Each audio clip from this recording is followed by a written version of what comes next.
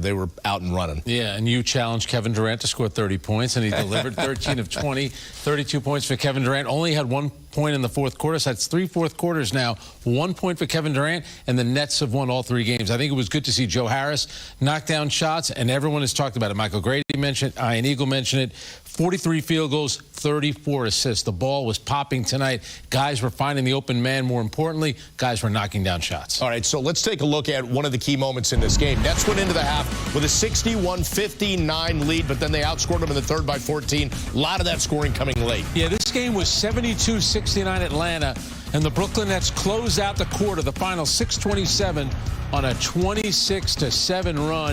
And this was really a Kevin Durant highlight reel in a lot of ways. Here you see Bruce Brown getting to the basket, but Durant had 13 of those 26 points as the Nets took a 16-point lead into the fourth quarter. Here you see Durant leading the break. Again, talking about the passing.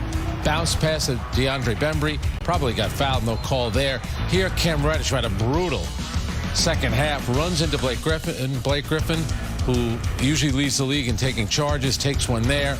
And then here you see the ball moving again. Kevin Durant, the pull-up jumper over Cam Reddish, a long, active defender. Treats him like he's not even there. Again, how about that?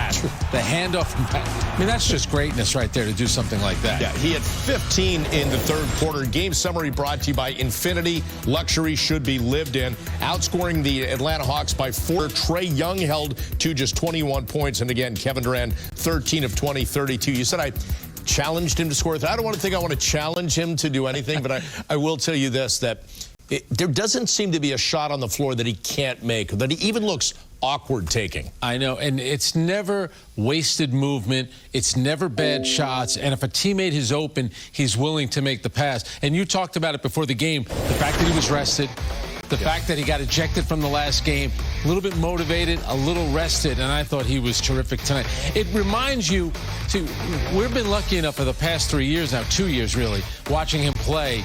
It reminds you of how great he is. And it's nice like tonight when you get a team like Atlanta with all these young players on their team and Trae Young, like we talked about, bringing the breakout star of the playoffs. And yet Kevin Durant reminds you, guess what? There's still the upper echelon of players in the NBA, and I'm right there. If I'm not 1, I'm 2, or probably 3. And there's the pull-up jumper right there. He just has what I like about it, and right there, I don't know why DeAndre Hunter is running at Blake Griffin. I guess he's waiting for the rotation. But you can't leave Kevin Durant open, and that one is good defense. He's just that great of a player. The handoff from Patty Mills, it just catches it and shoots it, knocks it down. Most points in their first 8 games of a season in Nets history. Well, Kyrie Irving is tops in the 19 and 20 season with 255, but right now KD has 226. He scored 20 or more in every one of those 8 games. And I like what you said. There's no wasted movement or energy. And you say, well, why wouldn't any player play that way? But they don't sometimes. They're out there trying to do everything on the court. Seems like he just has realized what he and his body can do, and so why waste the movement? Unless it's late in the shot clock and he has to shoot the ball, you never feel like when you watch Kevin Durant play, you're thinking, man, that's a bad shot that he took. Every shot seems to be a good shot and a shot that he could make. And if he doesn't have a 3, what I love it, he puts the ball on the floor, gets into the paint, stops on a dime, elevates. Now it's going to be impossible to block it, and he knocks that shot down. That's why you love the mid-range game that Kevin Durant has. I know we've talked a lot about LaMarcus Aldridge, but Kevin Durant, especially against Milwaukee last year in the playoffs, they could not stop him. He was unstoppable. And tonight you watch the way that he plays, 13 of 20, 32 points. He was terrific. And in that third quarter, when the game was decided, he was by far the best player on the court. I like what you said, because you see some players, when they have the ball, they try to create. They have the ball for 10, 12 seconds. He tries it for maybe 2 or 3, and he realizes it's not going to happen for me right now. Get rid of it and make something happen. That's so unselfish. And that's why Joe Harris, you see the way that he played tonight, the ability to knock down shots, catching it, having the confidence right away to shoot it. And that was missing last year, especially in games 6 and 7 against Milwaukee, because Kevin Durant is the kind of player, this is the greatness of him. And you think about guys like Magic Johnson, Larry Bird, guys that could score, but would always find the open man. And Kevin Durant is always willing to make that pass. That's what makes him so dangerous, because you have to defend him, and sometimes you have to run 2 defenders.